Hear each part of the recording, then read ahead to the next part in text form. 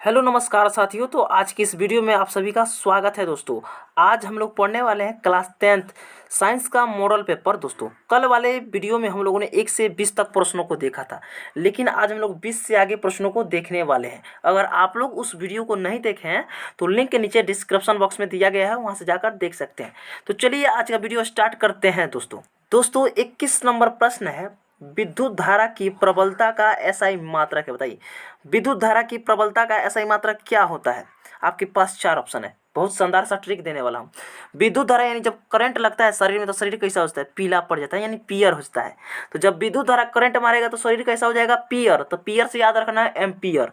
तो विद्युत धारा का सही मात्रक एम्पियर। आपका ऑप्शन ए बिल्कुल सही हो जाएगा। ट्रिक के साथ में बतलाते चलूंगा जहां ट्रिक की आवश्यकता पड़ेगी, ठीक है। तो जब भी विद्युत धारा यानी करंट लगेगा तो देखो कैसा हो जाएगा, पियर। पियर से याद रखना है एम्पियर। तो विद्युत धारा के सही मात्रक एम्पियर, कोई दिक्कत नहीं। 22 नंबर प्रश्न को समझते हैं। 22 नंबर प्रश्न है, विद्युत धारा उत्पन्न करने की युक्ति को कहते हैं। बताइए विद्युत धारा उत्पन्न करने वाली युक्ति को क्या कहते हैं। तो दोस्तों जनित्र कहते हैं यानी जनरेटर। आपका ऑप्शन है बिल्कुल सही हो जाएगा, जनित्र यानी जनरेटर। विद्युत धारा उत्पन्न करने की युक्ति को कहते हैं जनित्र, बिल्कुल सही ऑप्शन ए हो जाएगा। चलिए आगे बढ़ते हैं। यहाँ पर आइए प्यारे साथियों, 23 नंबर प्रश्न है, निर्गत किरण एवं अभिलंब के बीच के कोण को कहते हैं। बताइए निर्गत किरण एवं अभिलंब के बीच के कोण को क्या कहते हैं। तो निर्गत कोण कहते हैं, जो कि आपका ऑप्शन सी बिल्कुल सही हो जाएगा। 23 का ऑप्शन सी बिल्कुल राइट हो जाएगा, ठीक है। यहाँ पर आइए दोस्तों 24 नंबर प्रश्न है, विद्युत धारा यहाँ पर देखिए कह रहा है धारा मापने के यंत्र को कहते हैं। बताइए धारा मापने के यंत्र को क्या कहते हैं। धारा क्या रहा है, आ अंत में क्या रहा है, धारा बोलने पर क्या रहा है, धारा। आ से आ मीटर आपको याद होना चाहिए, ठीक है। तो धारा मापने के यंत्र को क्या कहते हैं, आ मीटर। आपका ऑप्शन ए बिल्कुल सही हो जाएगा। 24 का ऑप्शन ए बिल्कुल सही हो जाएगा, कोई दिक्कत नहीं। चलिए आगे बढ़ते हैं प्यारे साथियों। यहाँ पर आएंगे, देखिए 25 नंबर प्रश्न है, आवेश का मात्रक क्या होता है। आवेश का मात्रक लोग नहीं बोलता है ज्यादा तू आवेश में आ गया है, गुस्सा में आ गया। आवेश का मतलब क्या होता है, गुस्सा में आ जाना। गुस्सा में लोग आकर क्या करने लगता है, कूदने लगता है। तो लोग नहीं बोलता आवेश में आकर मत कूदो, कूदना से याद रखना है कुलम्ब। आवेश में आकर मत कूदो, आवेश में आकर मत कूदो, कूदना से कुलम्ब। यानी आवेश का सही मतलब क्या होता है, कुलम्ब। आपका ऑप्शन है बिल्कुल सही हो जाएगा, कुलम्ब, कोई दिक्कत नहीं। चलिए प्यारे साथियों यहाँ पर देखिए कुलम्ब, ठीक है। चलिए आगे बढ़ते हैं। यहाँ पर आइए प्यारे साथियों 26 नंबर प्रश्न, नवीकरणीय ऊर्जा का स्रोत है। बताइए नवीकरणीय ऊर्जा का स्रोत क्या हो जाएगा। मतलब ये 26 का ऑप्शन भी बिल्कुल सही हो जाएगा, सौर ऊर्जा। नवीकरणीय ऊर्जा का कहने का मतलब यह हुआ कि वैसा संसाधन या वैसा ऊर्जा जिसे नष्ट करने के बाद फिर से दोबारा पुनः प्राप्त किया जा सकता है, उसे नवीकरणीय कहते हैं। यानी उसे पूर्ण रूप से समाप्त नहीं किया जा सकता, जिसे पूर्ण रूप से खत्म नहीं किया जा सकता, उसे क्या कहते हैं, तो नवीकरणीय ऊर्जा कहते हैं। या खत्म होने के बाद उसे फिर आसानी से प्राप्त किया जा सकता है, उसे नवीकरणीय कहते हैं। और अनवीकरणीय जस्ट इसका अपोजिट हो जाता है, उल्टा हो जाता है, ठीक है। तो आपका ऑप्शन बी बिल्कुल सही हो जाएगा, सौर ऊर्जा। चलिए आगे बढ़ते हैं। यहाँ पर आइए प्यारे साथियों 27 नंबर प्रश्न है, विद्युत बल्ब के फिलामेंट में किस तत्व का उपयोग होता है। बताइए विद्युत बल्ब का जो फिलामेंट लगा होता है किस तत्व का बना होता है। बताइए तो 27 का आपका ऑप्शन दोस्तों ये बिल्कुल सही हो जाएगा। 27 का ऑप्शन है बिल्कुल सही हो जाएगा, टंगस्टन, ठीक है। टंगस्टन ऑप्शन है बिल्कुल सही हो जाएगा, कोई दिक्कत नहीं। चलिए आगे बढ़ते हैं। यहाँ पर देखिए 28 नंबर प्रश्न है, निम्नांकित यौगिक में कौन दुर्बल अम्ल है। बताइए दुर्बल अम्ल बतलाना है। तो बताइए निम्नांकित में कौन यौगिक दुर्बल अम्ल है। बताइए आपके पास 4 ऑप्शन है। तो दोस्तों 28 का आपका ऑप्शन भी बिल्कुल सही हो जाएगा, CH3COOH, CH3COOH।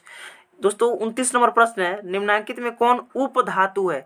बतलाना है मेरे साथियों कि उप धातु इनमें कौन है, क्या होगा। 29 का जल्दी जल्दी जवाब दीजिए। बिल्कुल सही, ऑप्शन डी बिल्कुल सही हो जाएगा, AS, ठीक है।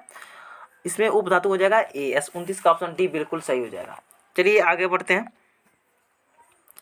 दोस्तों। यहाँ पर देखिए 30 नंबर प्रश्न है, निम्नांकित में किस धातु का विस्थापन उसके लवण के विलय से लोहा द्वारा होता है। बताइए निम्नांकित में किस धातु का विस्थापन उसके लवण के विलयन से लोहा द्वारा होता है। बताइए तो 30 का आपका ऑप्शन है बिल्कुल सही हो जाएगा, तांबा।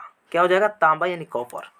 दोस्तों यहाँ पर देखिए 31 नंबर प्रश्न है, खड़िया का रासायनिक सूत्र क्या होगा। बताइए खड़िया का रासायनिक सूत्र क्या होगा, CaCO3, जो कि आपके ऑप्शन सी में दिख रहा होगा। ऑप्शन सी बिल्कुल सही हो जाएगा, कोई दिक्कत नहीं।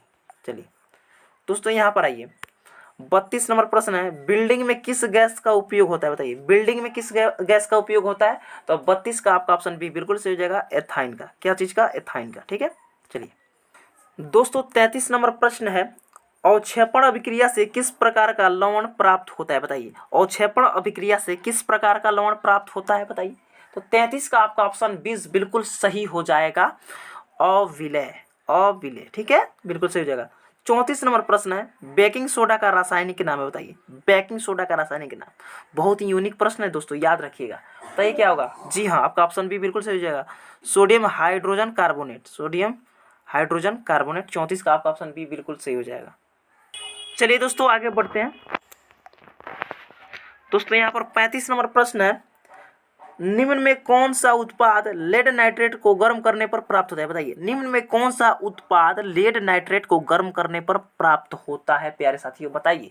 35 का आपका ऑप्शन डी बिल्कुल सही हो जाएगा, NO2 और O2। NO2 और O2, ठीक है। चलिए 36 नंबर प्रश्न को देखते हैं। निम्नलिखित में कौन विजातीय यौगिक है बताइए। इनमें कौन विजातीय यौगिक है? क्या चूना पत्थर, खड़िया, या संगमरमर, या प्लास्टर ऑफ पेरिस? क्या इनमें विजातीय यानी अलग कैटेगरी का है बताइए। तो 36 का आपका ऑप्शन डी बिल्कुल सही हो जाएगा प्यारे साथियों, प्लास्टर ऑफ पेरिस यानी POP। आप सुने ना, POP, प्लास्टर ऑफ पेरिस, ठीक है, ये विजातीय यौगिक है। चलिए आगे बढ़ते हैं दोस्तों। यहाँ पर 37 नंबर प्रश्न है, निम्नांकित में किस धातु को किरोसिन में डुबाकर रखते हैं। बहुत यूनिक सा प्रश्न है, प्यारा प्रश्न है, याद रखिएगा। बताइए इनमें से किस धातु को किरोसिन में डुबाकर रखा जाता है। सोडियम को, बिल्कुल सही। 37 का ऑप्शन ये बिल्कुल सही हो जाएगा, सोडियम को। ठीक है, चलिए आगे बढ़ते हैं दोस्तों। 38 नंबर प्रश्न है, कौन सा अधातु कमरे के ताप पर द्रव होता है बताइए। कौन सा अधातु कमरे के ताप पर द्रव होता है। अधातु का बात किया है तो ब्रोमीन हो जाएगा, आपका ऑप्शन ये बिल्कुल सही हो जाएगा। यदि इस प्रश्न में पूछता है कौन सा धातु, अगर अधातु का बात किया है तो ब्रोमीन हो जाएगा, लेकिन अगर धातु का बात करता है कि कौन सा धातु कमरे के ताप पर द्रव अवस्था में होता है, तो पारा हो जाता है। क्या होता है? पारा। अब देखिए अधातु में कितना अक्षर है? 3 अक्षर, 1 2 3। ब्रोमीन में भी 3 अक्षर है। अधातु भी 3 अक्षर का, ब्रोमीन भी 3 अक्षर का। अगर अधातु का बात करें तो 3 अक्षर वाला ब्रोमीन, अगर धातु का बात करें तो धातु भी 2 अक्षर में, और प्यारे साथियों धातु भी 2 अक्षर में और पारा भी 2 अक्षर में। तो अक्षर से भी आप याद रख सकते हैं, ट्रिक बैठा लीजिएगा। अधातु में 3 अक्षर, ब्रोमीन में भी 3 अक्षर, यानी अधातु का बात करें तो ब्रोमीन, और जब धातु का बात करें तो पारा। पारा भी 2 अक्षर में, धातु भी 2 अक्षर में, आप याद कर पाएंगे। ठीक है, कोई दिक्कत नहीं। आइए दोस्तों यहाँ पर 39 नंबर प्रश्न को समझते हैं। सीसा और टिन की मिश्र धातु को क्या कहते हैं बताइए।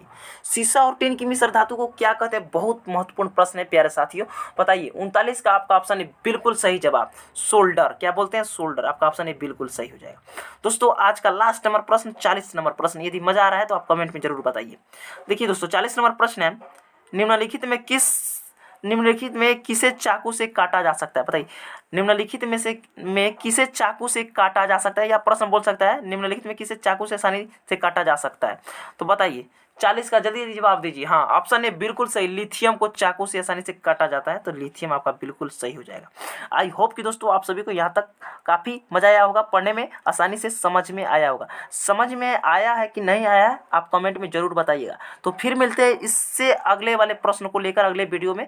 तब तक के लिए जय हिंद, वंदे मातरम।